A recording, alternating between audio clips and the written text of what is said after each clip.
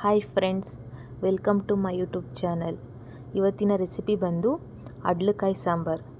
ಅದಕ್ಕೆ ಬೇಕಾಗಿರೋ ಪದಾರ್ಥ ಅರ್ಧ kg ಅಡ್ಲಕಾಯಿನ ವಾಶ್ ಮಾಡಿ ಸಣ್ಣದಾಗಿ ಹಚ್ಚಿಟ್ಟಿದ್ದೀನಿ.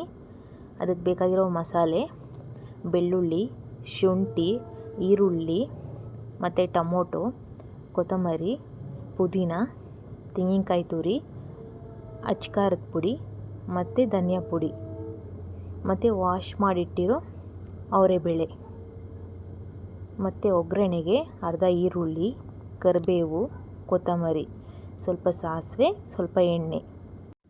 ಈಗ ಒಂದು ಮಿಕ್ಸಿ ಜಾರ್ ತಗೊಂಡು ಹಚ್ಚಿಟ್ಟಿರೋ ಎಲ್ಲ ಪದಾರ್ಥಗಳನ್ನ ಮಿಕ್ಸಿ ಒಳಗೆ ಹಾಕೊಂಡು ಸಾಂಬಾರು ಪುಡಿ ಮತ್ತು ಅಚ್ಕಾರದ ಪುಡಿ ಎಷ್ಟು ಬೇಕೋ ಅಷ್ಟು, ತೆಂಗಿನಕಾಯಿ ತುರಿ ಮತ್ತು ಅದನ್ನು ರುಬ್ಬೋದಕ್ಕೆ ಎಷ್ಟು ಬೇಕೋ ಅಷ್ಟು ನೀರನ್ನ ಸೇರಿಸ್ಕೊಬೇಕು.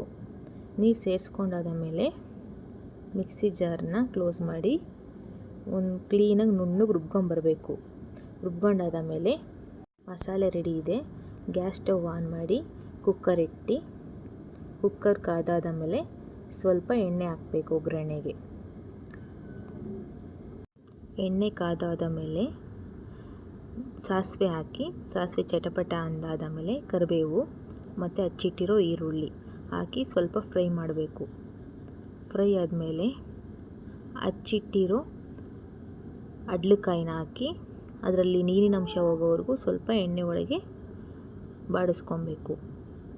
ಬಾಡಿಸಾದ ಮೇಲೆ ನಾವು ರುಬ್ಕೊಂಡಿರೋ ಮಸಾಲೆನ ಆ ಒಗ್ಗರಣೆಗೆ ಹಾಕಿ ಎಲ್ಲ ಮಿಕ್ಸ್ ಆಗೋ ಥರ, ಆ ಮಸಾಲೆ ಅಡ್ಲಕಾಯಿಗೆ ಹಿಡಿಯೋ ಥರ ಮಿಕ್ಸ್ ಮಾಡಬೇಕು.